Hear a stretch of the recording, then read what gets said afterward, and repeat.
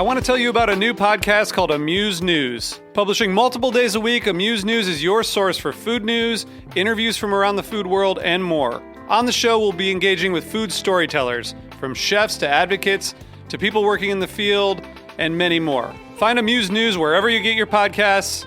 Amuse News is a destination for everyone who's looking for a new, insightful look into the world of food.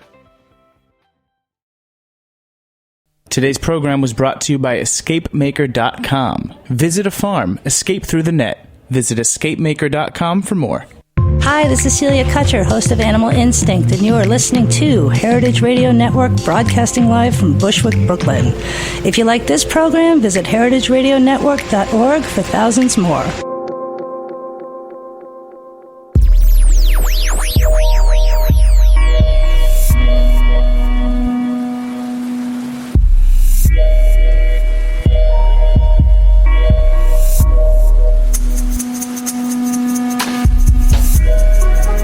All right. Hello and welcome back to the Heritage Radio Network, coming to you, as always, live from the back of Roberta's Pizza here in Bushwick, Brooklyn. It has been a while. You are tuned into the Farm Report. I, of course, am your host, Erin Fairbanks. Every week on air for the next season, we are going to be discussing numbers. That is the focus of our fall 2015 season. And I am super excited to have my favorite numbers person join me in the studio for the kickoff episode, my good friend and Heritage Radio Network board member, JoAnn Fleming. Hey, everybody. It's good to be back in the studio. I guess I should say officially JoAnn Flash Fleming. That's right. JoAnn Flash Fleming actually had a show with us here on the Heritage Radio Network for a long time called Flash Talks Cash. And JoAnn, where does the Flash nickname come from? So when I was young, I used to do everything fast, and they used to call me Flash. And so that name really, was my nickname, but there was no email in those days, so, you really didn't get to use your nickname as much as you can now that you have email. So then it was perfect. When email came out, I was like, all right, I'm in. Flash Fleming. Flash Fleming, here we go. Well, so you might be wondering why I chose to focus on numbers for this season and what that means. The more I think about the content that we bring you each week on the Farm Report, I feel like my goal as a host has often been to try and put a sense of scale and scope on the conversation as it relates to food and food production and the kind of components of that along the production chain. And a big part of that is understanding how you quantify things. I think we've done a lot of work on this show looking at things from a qualitative standpoint, and I want to kind of shift gears a little bit and arm you listeners with some kind of key facts and figures that are going to help shape your understanding of the food system and kind of shape some of the discussion. And so before we tuck into kind of the way we're going to chunk out content, I want to get a little bit more background on JoAnn so you guys can understand why I've asked her to join me, not just for this episode, but as a special guest throughout the fall season. So JoAnn has over 25 years of accounting experience. She is the head of Fleming and Associates CPA. She is a CVA, which is a Certified Value Analyst. We're going to find out what that means in a minute. And a CFE, which is a Certified Fraud Examiner. So, JoAnn, I know this seems like a funny spot to start, but what is a CPA? So it's all about numbers. You guys can read the words, and that I get lost there. I had to read Moby Dick. It was terribly hard for me to read Moby Dick. But put a financial statement or a tax return in front of me, it's like a novel. So I could do anything with numbers, and a CPA, it's a perfect fit because they, we can quantify everything. And I deal with accounting and tax, for people, businesses, people, everybody. So that's what a CPA does. So, I know, I use a CPA really just once a year. I'm like, hey, I need to pay my taxes. Let's be clear here. She uses me, okay? So, we kind of engage in that way kind of annually around taxes, but there's a lot of people who need to have a CPA in their life on a more regular basis. Right. And so what are the types of things that you do for clients or businesses that have more complex finances than I do? Yeah, well, yes. Yours is a nice simple form to use, to use an accountant. But yeah, a lot of small businesses, any size businesses, need an accountant to do their reporting. Most people don't wake up and have that natural talent to just put the stuff in order so they can report it to the government, so they can report it to their shareholders. So we take their activity in their business and put it into the forms that are acceptable in the business world to read and understand. And we comply with all the rules from the government and wherever else the agencies come from. So in a lot of ways, like, how to speak a language and the systems, so you can kind of translate what I'm saying or what I would say as a small business owner into the proper form and document to present it to somebody else. Yeah, we work with the financial world. It's really and like I said, it's not a natural thing that everybody gets up and is capable of doing. So sometimes you need to go to the bank. Sometimes you need to work with some sort of an agency or whatever. There's a million things. Or sometimes you just need to make a decision and you don't know how to quantify it, and we help you. We'll help you put the numbers in place and then explain it to you, and so you'll see that makes sense now. Should I buy a car, lease a car? That kind of a thing. Yeah, well, and I guess I should say we also work together keeping the books for the Heritage Radio Network. And that is a space where I feel like I've definitely been learning a lot. And in the nonprofit world, there's a lot of kind of legal rules around what we can and can't do and how we need to report on money and what our reporting needs are for our donors, but also to the government. Yes, there's each entity type has its own rules, if you're a corporation or you're a non-for-profit and all the other things. So we have to comply with the rules, the laws. And by the way, just for clarity purposes, you've become a fine bookkeeper. So you can wear that hat. So she's the executive director and a fine bookkeeper. Yes, off air, those are some of my glamorous tasks. Well, so you said that, you can read numbers like a story. And I feel like for the longest time, felt like, well, if a number is a number, it's a truth. You can't kind of fudge things. You can't make different stories. But I feel like as I've gotten older and wiser, I've realized that you can tell stories with the numbers in the same way you can tell stories with words. Is that right? Sure. And there's different levels of understanding. In the numbers world that I live in, everything is, what's the word I'm trying to think of? They're interrelated. You can define them in many different forms. When one thing happens, it affects another thing. Some people see it stronger. Some people don't see it. And the interaction between the numbers is those percentages, that thing called percentages. And that's, that's the deeper level of the reading the numbers. It's not just, I have $22 in the bank and I have bills of, $4,000. It's the interaction of those accounts, how that affects underneath, behind the scenes. Well, let's talk about some of these certifications. CVA, Certified Value Analyst. It's Certified Valuation Analyst. And what it is, it's a certification I get because the number one question when you own a business is, how much is my business worth? It's almost an impossible question to answer. So we go in there, we're trained to go in there and try to quantify how much someone's business is worth and talk about never coming to one answer. It's totally subjective. It's based upon some theories and court cases, and so we're called in to do all sorts of analysis to determine whether you're getting a divorce or someone wants to sell their business, someone wants to buy a business, and the numbers are like I said, never exact. So that's what we do. We come in there and apply theory and court cases to our analysis. So that is like, let's say I'm a famous chef, like, Tom Colicchio, for example. Obviously, if I own a restaurant, let's use Kraft as an example. The restaurant has a certain value, the lease or the ownership of the building or the plates or the equipment. But another big thing in a space like that is the value of like my name, my reputation. And that's like one of the things I want to talk about a little bit here because, in the news, we saw this week, big news, Purdue bought Niman Ranch. So Purdue, kind of one of the country's largest producers of of chicken and other types of poultry, definitely firmly in the commodity space.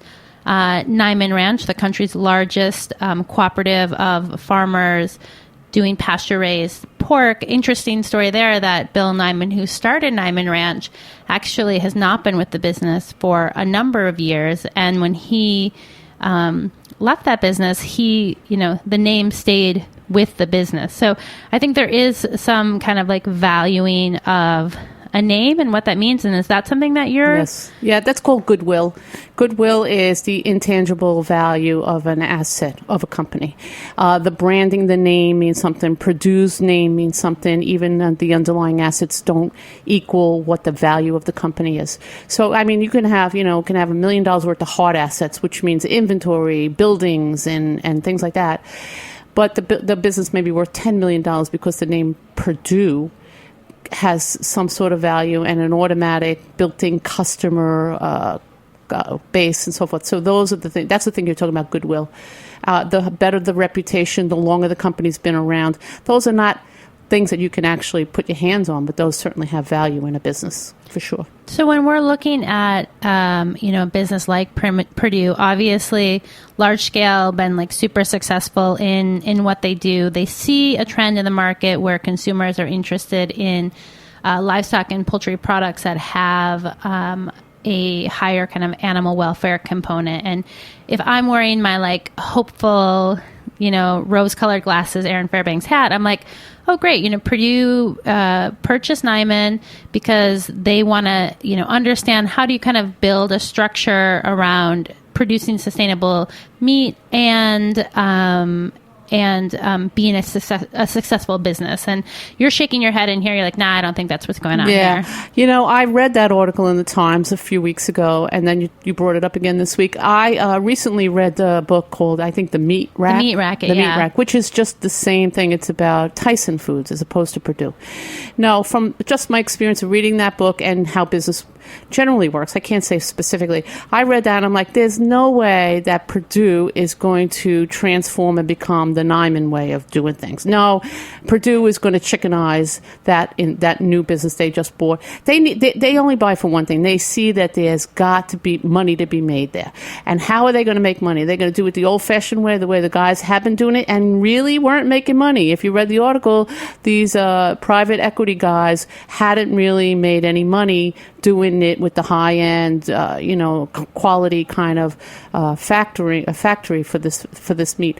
So why would Purdue go in and buy a company that's not making money? No. So my opinion, and it's just me, Frank didn't call me, he doesn't tell me, but my opinion is, they're going to come in and they're going to take the Purdue way and destroy a business that was trying to improve the industry, and they're going to devolve that nice company into a lousy company. That's the corporate way. It's unfortunate. Well, so I'm a little cynical on that. I was like, I'm a little cynical on that. Well, it's like, and it is one of the type of things that I think we'll continue to talk about over the course of this season. Is like, how do we kind of become the whole goal? I think the whole purpose, in my opinion, of like listening to a show like the Farm Report is to give yourself the tools to be a more kind of critical consumer, a critical consumer of media, a critical consumer of the food you're putting in your fridge, on your plate, eating out at restaurants. My goal is really to arm you with information to make a choice that best reflects, your values and the options in front of you at any given moment in time. Well, what about certified fraud examiner? What's that? So that's a forensic accountant. So I investigate white collar crime. I get called in generally through lawyers who are working on a case, whether an employee stole money or, again, a divorce where the spouse is accusing the other spouse. So you have way more money, you're hiding it, you have a cash business. So, I go into those small kinds of cases. Xerox doesn't call me to try to uncover any fraud. I get the little guys, and I go in and examine the books. I'm looking for something specific generally, and then I try to find problems. It's not so hard to find problems. There are problems in everybody's books. Every company suffers from some sort of theft or some sort of fraud, and it's flagrant. It's flagrant in America. I don't know anywhere else. I'm sure it's worse in other countries. So that's what I do. I go in and then I come to testify. I write reports and I testify in court if it gets to court, and it's all very glamorous, like CSI, you know. Well, I just wanted to kind of touch base on some of those certifications, mostly in the effort to say, like, hey, guys, I picked a winner here. This is a woman we can trust and is going to be bringing us lots of good information throughout the season. Before we kind of jump into some of the topic areas that we're going to be focusing on a little bit more this fall, I want to kind of try to get a little sense of, okay, when we say numbers, we can't lump all those things into kind of one pile. I mean, we had this discussion last week that, you know, you're an accountant, that's your background, you understand the things from a financial perspective, but that's not an economic perspective. So what's the difference? Yeah. So an economist, they deal with numbers too, but if it's just my opinion, I think they deal more with policy and politics, and they want to have laws implemented. In my world, we kind of comply with the laws. We try. My goal, not my goal, but the main purpose of is about money, how people can make money or spend their money and comply with the rules, such as the tax rules. The economists, they're not really, they're the big thinkers. You know, they think about how certain things affect, generally speaking, the whole economy, the policy makers in Washington, and they do small studies and how this affects small groups of people. But, you know, they don't get down into the nuts and bolts and apply those laws that they want to implement and make them, you know, put them on paper and pencil, and we have to pay the bills or cut the checks or whatever we have to do with that. So if I'm thinking about it, like from types of jobs that people do, if I'm opening the business section and I'm kind of like reading about stuff, often I'm going to be reading about things that were written by or economists are consulted for the piece, and the kind of like hard numbers, facts, and figures are going to be things that I'm getting from financial reports that someone in like your position would have produced. Yeah, I would think the economists would speak more to the industry as a broad spectrum, or the policy, or the rules, the laws that are in place if you want to open a restaurant or things like that. And then we got to come in. The financial people have to come in and figure out how you're going to get a loan to launch this company, how you're going to pay your employees, and what you're going to do at the end when you pay yourself and pay taxes on profits. That's kind of where we go. So one of the other things I'm sure that comes up working as an accountant is, you know, people are very sensitive about money. It's a very emotional topic. It's very tied to like self-worth, success, you know, personal kind of like values and measurements. And I'm wondering how that type of emotional kind of like support and know-how works its way into your job.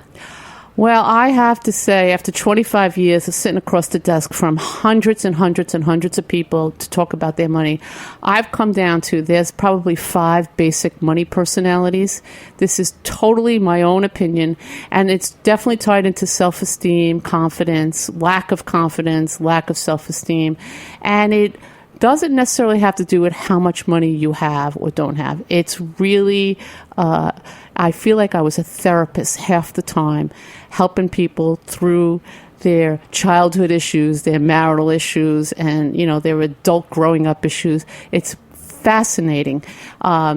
Did that answer your question? Was that your question? Yeah, well, no, I mean, I think mostly, like, the reason I touch on that is because I feel like one of the reasons I also decided to focus on kind of numbers and getting a better understanding of facts and figures this season is because it is a place that I personally don't feel as strong in. You know, I remember I was playing this game called Wits and Wagers with some of my friends, and it's a game a lot about kind of guessing numbers and units of measurement. And you know, I was so far off so much of the time that, like, I wasn't even in the same realm of correctness. And I do think when we're talking about food, when we're talking about agriculture and food production, that unless you can kind of tie things back in a real way to something that is relatable to an individual person, it's really hard to wrap your number around, like, you know, big topics. And so big topics are kind of what we're going to be talking about throughout the course of the season. I'm going to be focusing you guys in on 4 different areas. We're going to be talking about dairy and the dairy industry,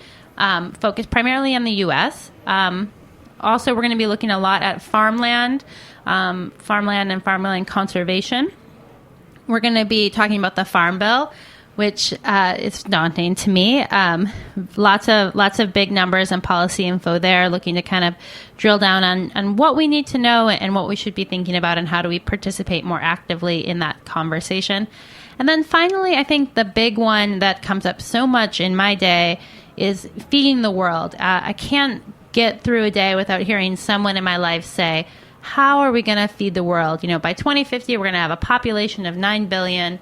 And what are we going to do then? So those are the kind of like big picture topics we're going to be jumping around in between throughout the course of the season. And we are going to take just a quick break now. But when we come back, we're going to start to explore some of the numbers that are going to help set the scene for the conversations we're going to be having all month. Hang tight. We'll be right back.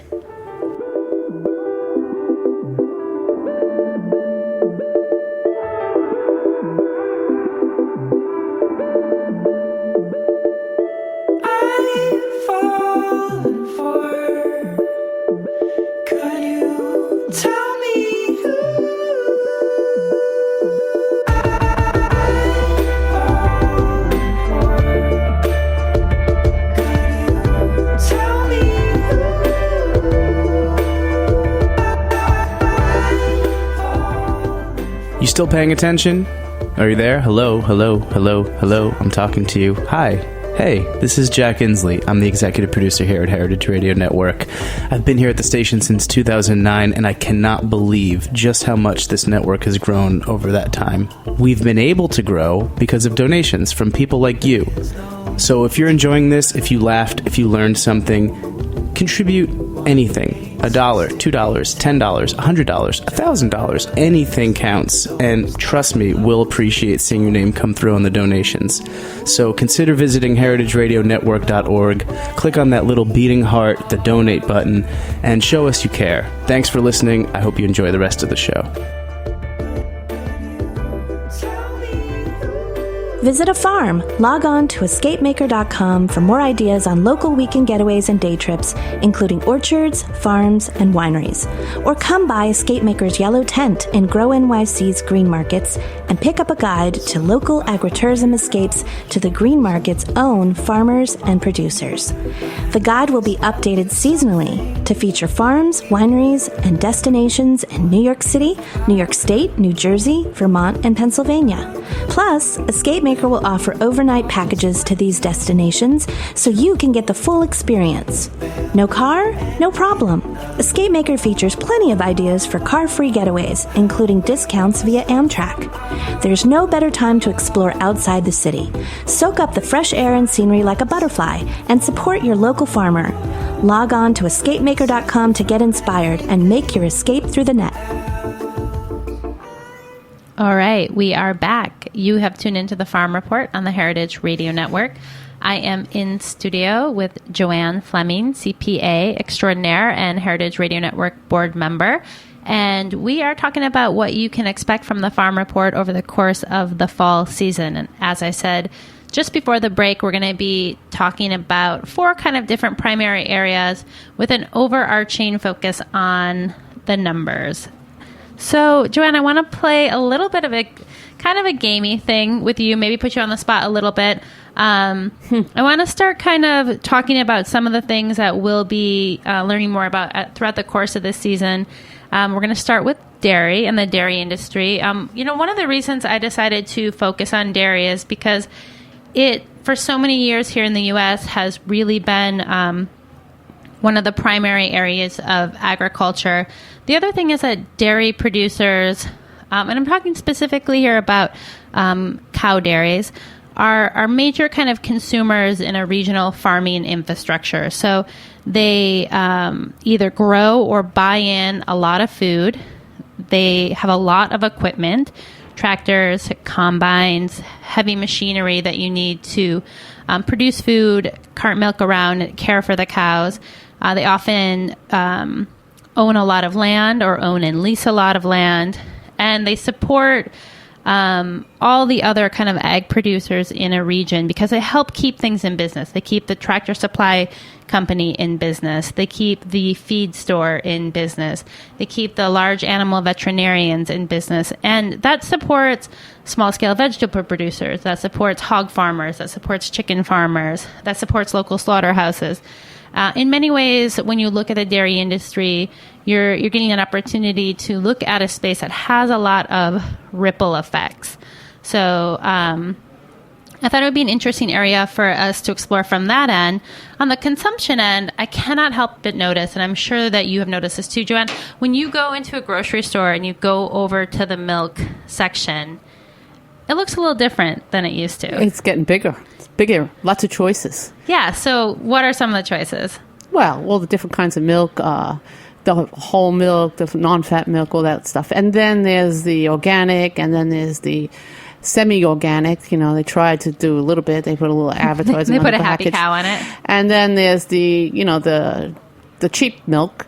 And then there's all those other milk, like 4 billion styles of yogurt. Is that what you mean? Like putting on that? Tons of yogurt, but Right. I'm also, there's like almond milk, Oh, yeah, coconut milk. Right. So it's cows, yeah. Soy milk. Yeah. You know, there's all different types of dairy products. And so I think you have to have like a moment in front of that dairy cooler where you're like, well, man, if I used to come here and just see one type of product, and now I see, you know, that product doubled, tripled, quadrupled, you're kind of like, what's happening to the producers of these milk products? The other thing is that dairy shows up in a lot of different spaces in our life. There's the fluid milk that you buy a carton of. There's butter. There's yogurt. There's ice cream. There's cheese.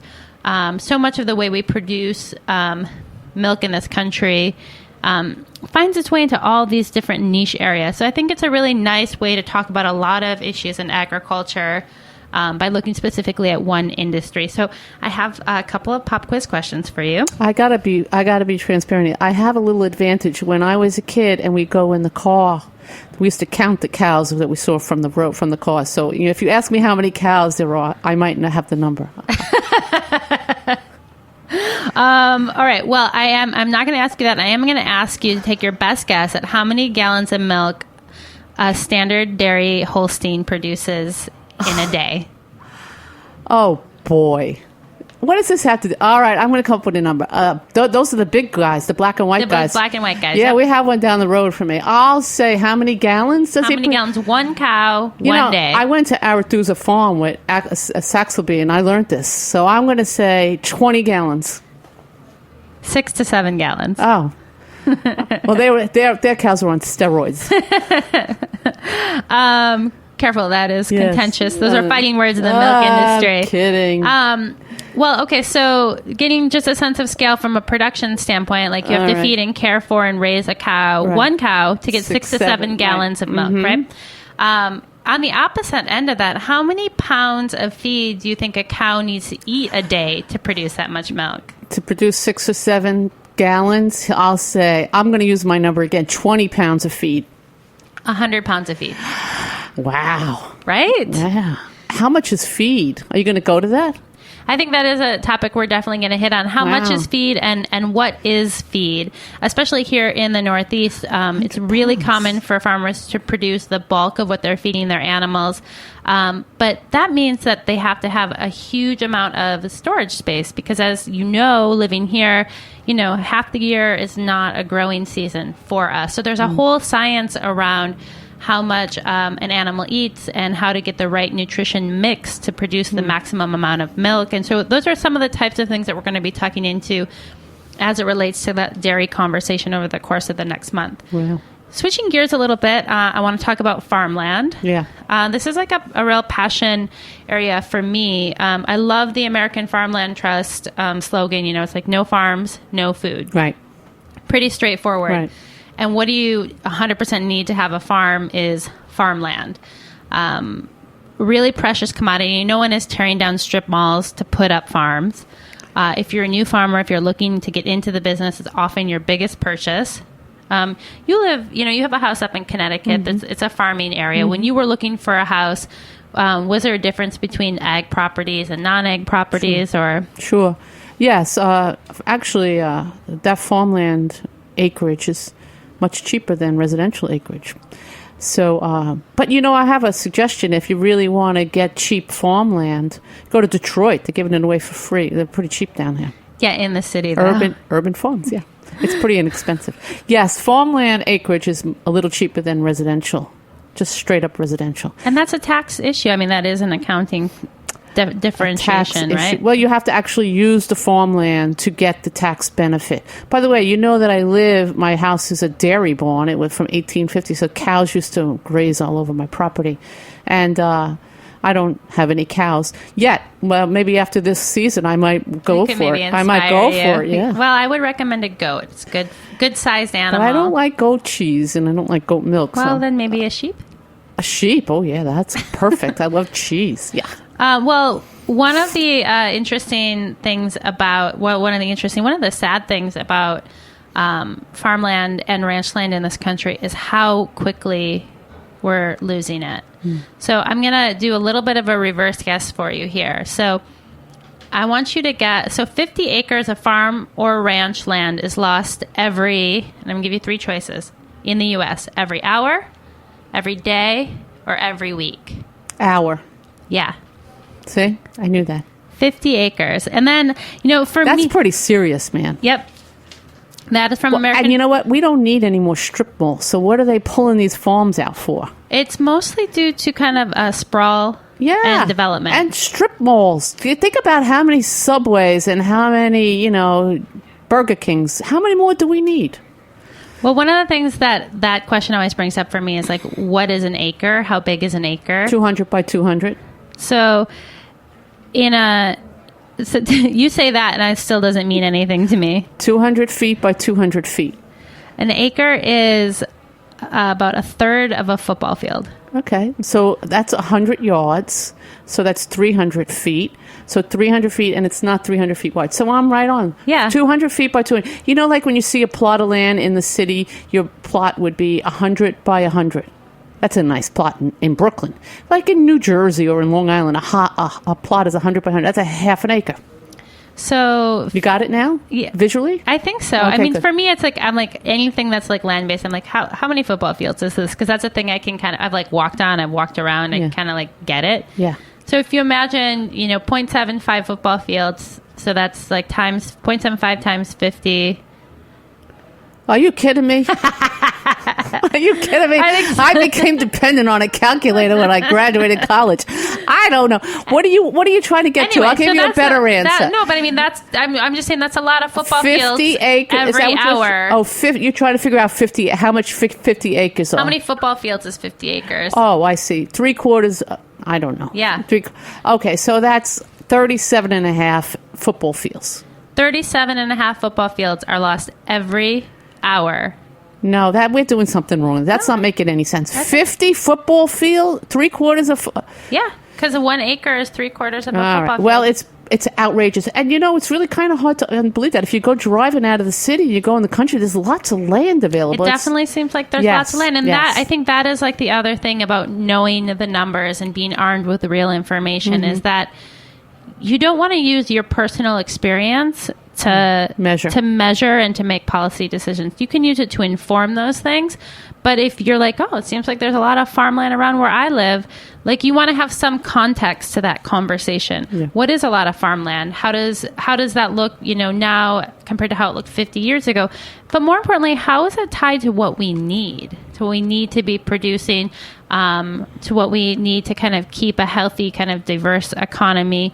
And for folks like yourself who want to have a home in a beautiful, bucolic country setting, how much farmland do you need for it to look the way you want it to look, which is the reason you moved there in the first place? I got to tell you, I don't care if cows live across the road from me. That'd be fine, or sheep or goats. It wouldn't bother me at all. So if you want to bring the cows in and use the land for farmland, that's perfect. Just don't put another house or a Burger King there, please. Right. Well, so exactly.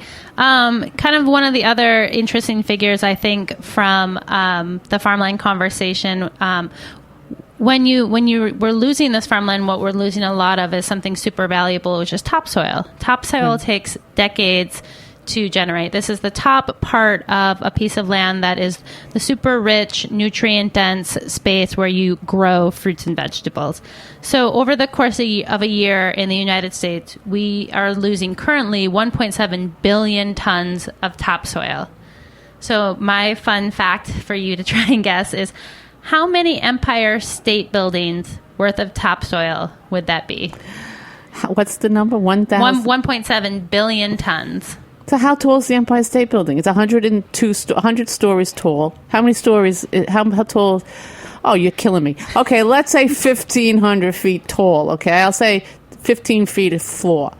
I have no idea. By the way, I have a good idea about how to replace the topsoil. Yeah.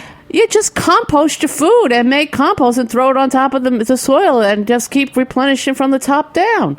So all we have to do is compost nationally. Won't that help? I think it definitely won't hurt. It's 1,200 Empire State Buildings worth of topsoil. Well, I can't visualize that. Can you visualize that? I don't know. That one's a wild one. Okay. Just compost. That'd be great. I would love to compost. Just like down the corner from me, everybody collects it and throws it in the farm. That's perfect. I'm up. I'm game for that. You're game for that? Yes. This still doesn't solve the loss of farmland problem, but definitely helps with the soil replacement. Yes. Moving along into the Farm Bill. So this was an interesting thing.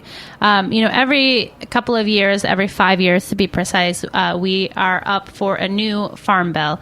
And it's something in the food community that you're hearing more and more about with each passing year. What it means, what it impacts, what it affects. The Farm Bill is it's an allocation of the annual budget of the United States government of $489 billion over the course of 5 years. Are those the subsidies you're talking about? So what's in the Farm Bill? It's a great question. What do you think is in the Farm Bill? I think it's mostly the subsidies that they pay farmers to grow or not grow certain products. That's what I thought too. But 80% of the Farm Bill is part of the Nutrition Assistance Program. And what is that, food stamps? It's food stamps. It's food for young mothers, young pregnant women. Program. Mm-hmm. All of those types of programs. That makes up about 80% of the Farm Bill. Okay. Which kind of makes me wonder if it should be called something else. Well, call it what you want. But, that's an important program in our country. I think that's a great thing that we do. We support the poor people who can't feed themselves. And we have plenty of food.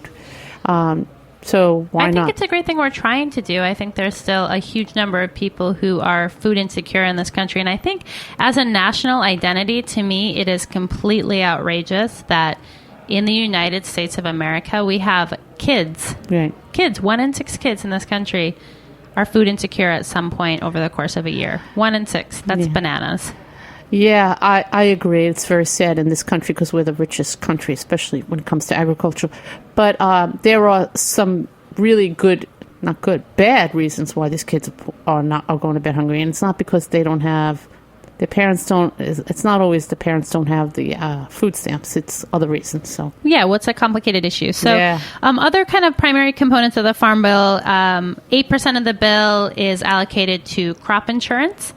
So crop insurance is if there's a kind of horrible flood, natural event and you're a farmer where your entire annual income is dependent on harvest from one crop or one thing one time a year, that you have some type of insurance so that your business doesn't go completely under. It's the same thing as flood insurance. The government provides flood insurance to homeowners and businesses, and so they provide farm insurance in case there's an unnatural catastrophe or a natural catastrophe, potentially an unnatural.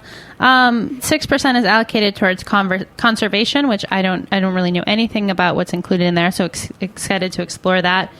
And 5% of it is allocated to subsidies for commodity crops. And I bet no subsidies go to small farmers. None. They will go to those big guys. I think it's a very small percentage go to fruit and vegetable farmers. Small ones? But I don't know about size, which is something that we're going to get to tuck into throughout the year, throughout this season. So just to give you a sense of when we're talking about the Farm Bill, some things that I thought were surprising as we start to break it down, as we start to tuck into it, we get a little bit better sense of what's included, what's not included. By the way, how much was that Farm Bill for 2030? Over 5 years, it's $489 billion. So 5 years for $500 million, $500 billion. I believe it's the $489 billion amount over 5 years. So about $1 billion a year. Correct. Yeah. No, $100 billion a year. Yeah, $100 billion. Yes. Yes, Jeez. $100 billion a year. See, again, that's why it's good to have an expert in here. $100 billion. So 5% of $100 billion is still a massive amount of money. Yes. Massive amount of money. But not when you compare it to the budget of our government over the course of 1 year. Well, you mean the total budget? The total budget. Yeah. Well, we And got to pay. We got to pay for guns and bayonets and missiles. Well, and any guess on what the annual U.S. budget is for a year? The total annual budget? Oh my God! I'm guessing $50 trillion. $3.8 trillion. Oh, I wasn't even close. Which breaks down to $12,000 per person. Yeah, right. Okay, that's nice. So if we all send in a check, we don't have to pay any taxes. We could just send in one check a year. Yeah, right. For $12,000. Well, yeah, if we wanted to do kind of more of a flat tax rate, I think maybe. Yeah, but good luck I don't with think that. we want to do that. No, we're not. That's not happening. All right. Well, the last topic that we're going to be covering over the course of this season, we're looking at feeding the world. Like I said just before the break, this is a phrase you cannot avoid. It's getting thrown at us from all sides with a great sense of worry and urgency around, we're going to have 9 billion people on the planet by 2050. How are we going to feed them all? Which made me kind of wonder how many people are on the planet right now. And I'm gonna pass this to JoAnn because this number is so big I don't know how to read it. Hundreds, thousands, millions. 7.2 trillion people. Billion. Trillion. Hundreds. Billion? Billion. Sorry. Hundreds, See, thousands, when the numbers millions, are that billions. big, it gets hard. Yes, no kidding. That's why I She's passed right. it along. 'Cause I'm like, 7.2 billion people. And it's going to grow to 9 billion. Yeah. Is that outrageous growth? I don't know. What did it grow the last century? That's a good question, and it's a question we're going to answer later in this series. I also, just for fun, looked at what's the current population of the U.S. Yeah, no, I know. I thought it was 350 million. It's 321, so her sheet says 321 million. What I would totally recommend folks doing is checking out this website. It's the U.S. Census Bureau does a current population count, and you can literally go on and you can watch the ticker go up as people are born in the world. And it's fascinating because, in the U.S., there's one birth every 8 seconds. There's one death every 13 seconds. There's one international migrant every 32 seconds. I don't really know what that means. We'll have to come back to that. So, again, essentially what you get is a net gain of one person every 12 seconds. What's interesting to me, because I'm a numbers girl, in case people don't know, China's number one with 1.3 billion people, and India's right behind with 1.2 people, and then it drops off precipitously down to the U.S. We're number 3, and we have 320 million. So they have over four times as many people as we do, and we're number 3. Very interesting. We're not even ever going to catch them. Got to watch those folks so they don't proliferate too fast. Well, so of course, when you're thinking about feeding the world, the other question that comes up for me is, well, how much do we really need to eat in a day? What is the recommended calorie consumption, and how do we think about that? And kind of poking around, you get kind of different facts and figures depending on where in the world you're looking at. In the U.S., for a woman, kind of in the range of JoAnn, to me, somewhere between 1,800 and 2,200 calories a day. I got that. So what I was curious about is what is kind of the current averages of calorie consumption. So this is looking at males and females in the world. So what do you think over the course of the world is the average daily calorie consumption?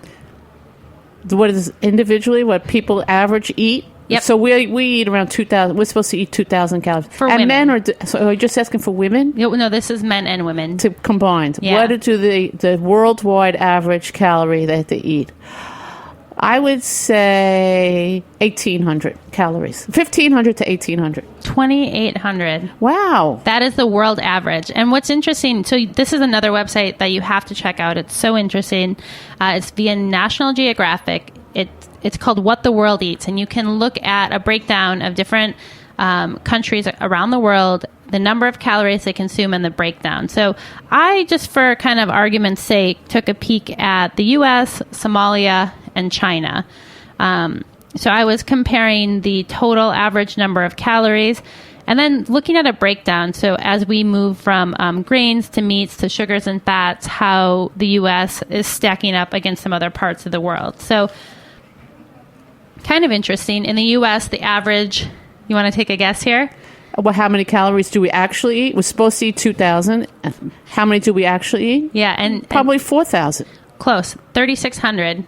3,600 is the average daily calorie consumption why most here of in them the are U.S.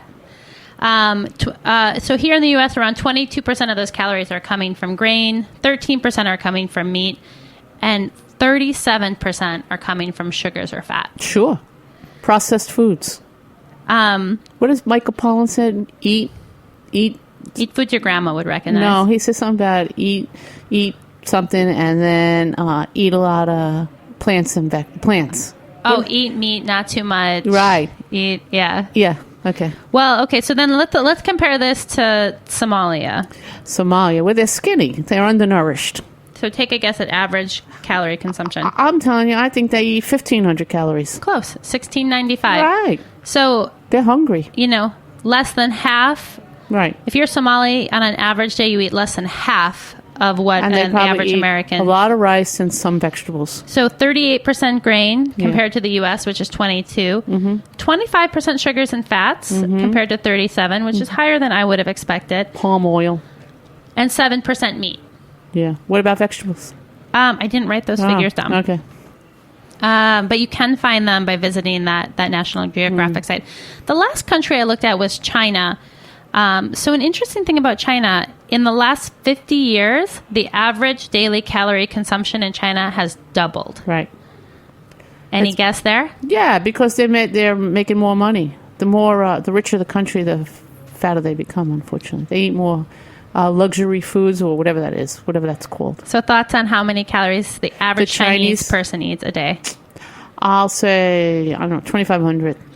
3,073. That's what my next guess was, 3,000. Yeah, I was surprised by this. 40% of those calories are coming from grain, so almost double the amount of grains that they eat a the lot U.S. of rice. They eat the US rice, yeah. is eating. Yeah. 11% of sugar is coming from sugar and fat, so less than a third of fat and sugar compared to the U.S. And 17% meat. Yeah, which so is as they get richer, they eat more meat. That's a common thing that happens. The other thing is the Chinese eat about 2 times the amount of produce of the average American. Sure. So just some kind of like baseline things to kind of get us thinking. When people are talking about feeding the world, you can see very quickly here that what numbers we're using to generate that and how we're thinking about that matter a lot. Are we using a world average? And if we're using a world average, does that mean that we're happy with the amount of that we're happy with the way that food consumption is distributed across the planet? I mean, is it correct that the U.S. is eating 3,600 calories per person, and if you're Somali, you're eating 1,600, 1,700 calories per person? What is the kind of like right amount, and how do we think about it? And then you have to turn and look at the percentage of types of food. Because you're thinking about it from an agriculture standpoint, when you're thinking about grains, when you're thinking about meats, when you're thinking about sugars and fats, producing those things requires very different infrastructure, very different land mass, techniques, water usage. So very quickly you get into an interesting space of what's counting here, what's not counting, and where did that number even come from, which is something that I hope we're going to find out this fall. Mm-hmm. So lots of area. We are a little bit over time. Thank you in the booth there for not cutting us off. We're going to wrap it up here on the Farm Report. Stay tuned. We have a great season up for you. I want to give a big shout out to everyone who helped produce the show today, and most importantly to my guest, JoAnn. Thank you. I'm looking forward to having you back on throughout this season. Mm-hmm. Shout out to Andrew Newman also. Nobody knows what that means, Jack. He does. Yeah. We'll have to get him to tune in. Secret message. Want to give a big thanks to Liz Smith, who is my engineer in the booth today. The break music that you guys heard and got to enjoy, like I did during the break, was called The Landing. My theme song is done by Obesity. The sponsor today, of course, was Escape Maker. Definitely check them out, escapemaker.com. Thank you so much for tuning in. If you like this show, it really helps if you subscribe on iTunes, if you leave us a review. Hopefully it's a 5-star review. But we'll take other reviews too, or, shoot us a line on Twitter. I am Erin_Fairbanks. We are Heritage_Radio. Would love to hear from you. Would love to get your thoughts on today's show, and would love to get some questions. What are the facts and figures that you're looking to have to help you in your conversations with your crazy uncle who's always talking down your lifestyle and point of view? We want to arm you. Stay tuned. At the end of the show, you're going to get a short clip from Tom Colicchio. It's part of our Evolutionary series. Highly recommend it. Visit the website, www.heritageradionetwork.org, for the full episode, and enjoy this little treat we're going to leave for you at the end of the show. Thanks so much for listening. Stay tuned in. Even though we may see him on our screens all the time, chef and Top Chef host Tom Colicchio explains how he actually spends little time working in television in episode 4 of Evolutionaries. I think the big misconception is that I spend most of my time on TV. When it airs over several months. It takes us 5 weeks really to shoot the whole thing. It takes 2 days to shoot an episode. We don't stop. We don't get weekends off. We just blow right through it. And then we go back later and do the finale a couple months later. So a total maybe 6 weeks out of the year. And now that we're doing one a year, that's it. And during that time, I work every other day. Even though it takes 2 days to shoot an episode, I don't do the quick fires for the most part. So it's pretty easy for me to do. And so I don't spend a lot of my time on it. If you want to hear what Tom Colicchio does with the rest of his year, go listen to the full episode on Heritage Radio Network and on iTunes. Yeah. Thanks for listening to this program on heritageradionetwork.org. You can find all of our archived programs on our website or as podcasts in the iTunes Store by searching Heritage Radio Network. You can like us on Facebook and follow us on Twitter at heritage_radio. You can email us with questions anytime at info@heritageradionetwork.org. Heritage Radio Network is a 501c3 nonprofit. To donate and become a member, visit our website today. Thanks for listening.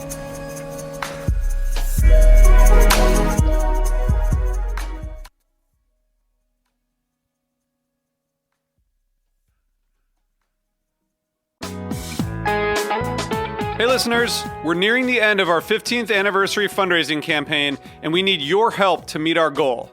This campaign offers you a chance to win a unique food and music experience in one of the most exciting cities in America. Here's how it works. Donate to HRN and you'll be entered to win dinner for 2 and 2 tickets to a concert in one of 8 amazing cities: New York, Los Angeles, Philadelphia, Nashville, Las Vegas, Charleston, Ardmore, Pennsylvania, and Asheville. All donations support our work educating food system storytellers. And when you donate, you can choose one of those cities and you'll be entered to win dinner and 2 tickets to a show. So help us reach our goal and enter to win dinner and a show in the city of your choice. Check out heritageradionetwork.org/15 to donate and enter to win today. That's heritageradionetwork.org/15. Thank you.